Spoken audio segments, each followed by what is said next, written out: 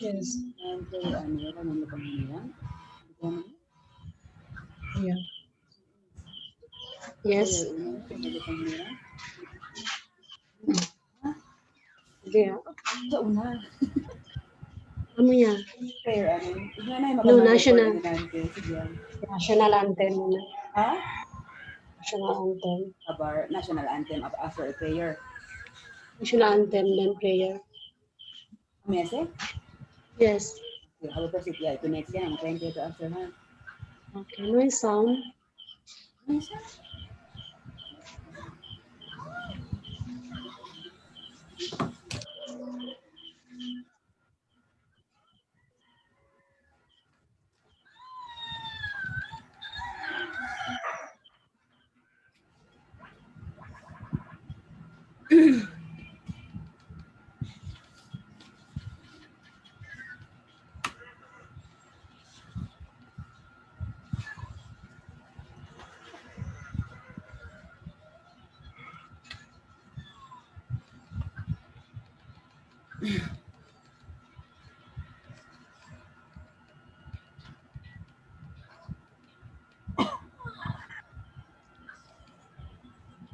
I think the audio and video material is not working. It's taking much of our time.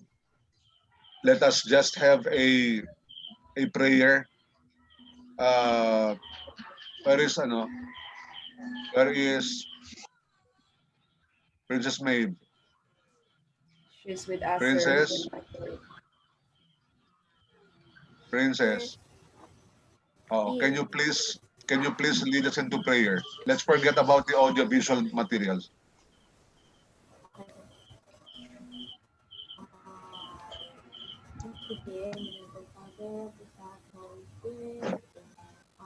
Lord God, thank you for today. Thank you for the blessing of life today. And at this juncture, may we ask for your guidance and presence as we are about to start our INSET training. May you bless us a safe foundation of our knowledge to every topic of our training today. And may you be with us and bless us with success. I hope for success for today's training. May we have your presence, Lord God, as we are about to start, and hopefully we will be ending this with a hopeful success in your name, Jesus Christ. Amen. Thank you. Thank you, Ma'am Princess. Okay, good morning, everyone, once again. I am Almina S. Nanong, your host for this 5-day INSET program. With me is my supportive host webinar, Rosane Joy C. Kiban.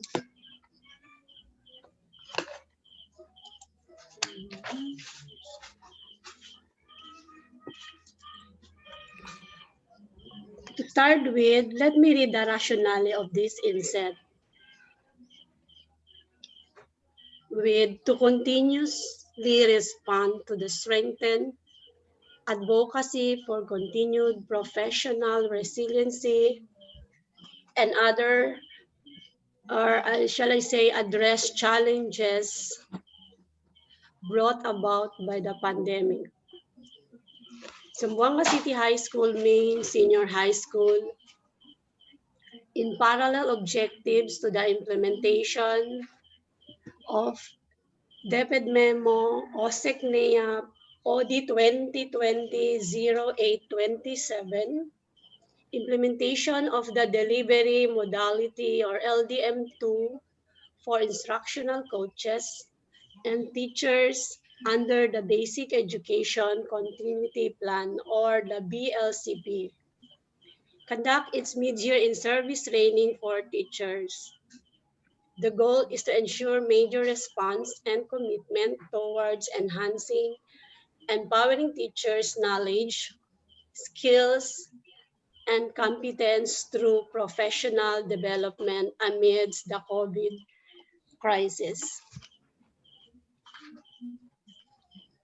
Its goal is to ensure major response and commitment towards enhancing and empowering teachers' knowledge, skills, and competence through professional development amidst the COVID crisis. The training is focused on teaching and learning engagement, addressing the current trends and challenges in the new normal education.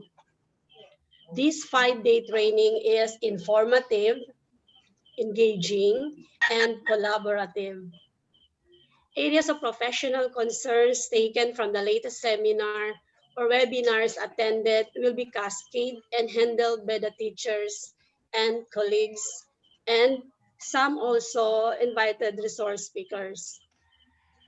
Lectures coupled with group discussions, or we have also reflection, mini workshop, open forums also will be utilized. Objectives.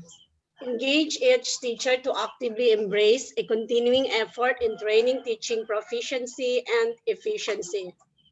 Gain deeper understanding on the different learning modalities for different types of learners. Train teachers on how to carry out online and offline teaching as an alternative mode for teaching and learning process. Implement the new grading system and utilize the new electronic grading system and giving feedbacks to the conduct of giving students progress.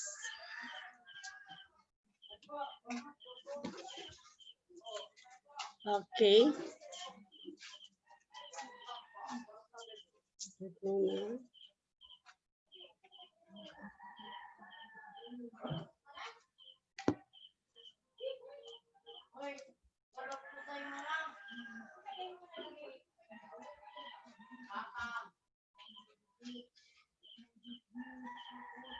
To begin the program proper, let me introduce Ma'am Gemma A. Monopolo to introduce the participant for today's INSET training. Ma'am Gemma.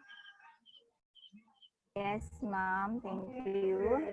Good morning to our participants, our guest speakers, to our assistant principal, Mr. JB A. Sastre. Again, a pleasant good morning. As you can see, Ma'am Joy, please flash the matrix.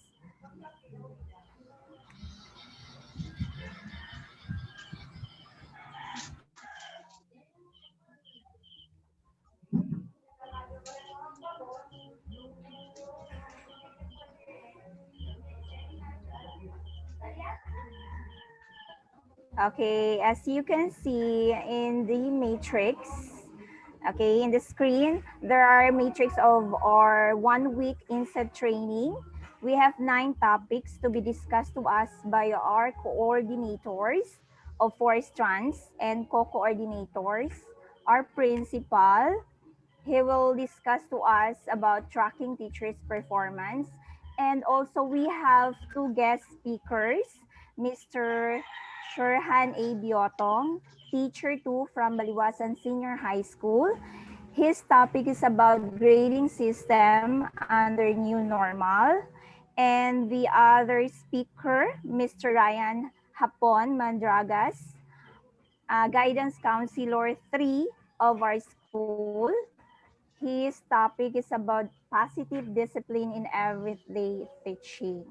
Okay, Ma'am Almina, your floor, please.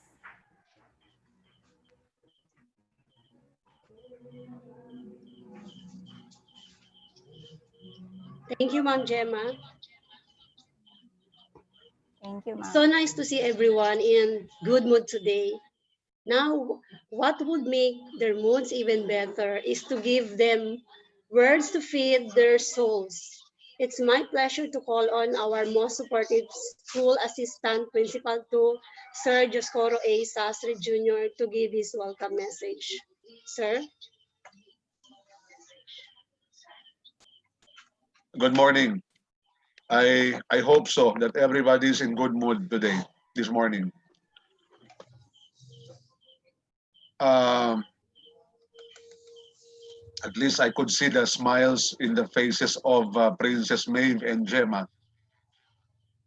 I wish to see the smiles in all of your faces so that I will also be contaminated and will also be able to show you my smile. Anyway, at the outset, I would like to remind uh, the in charge, please go over, check on the names of our resource persons, especially the invited guests, so that we will not have uh, or it will not be awkward later when they will be presented and then their names will be called and the names are called I mean not the correct pronunciation of the names are being mentioned. For example, that of Sir Ryan, please check on the spelling of the family name.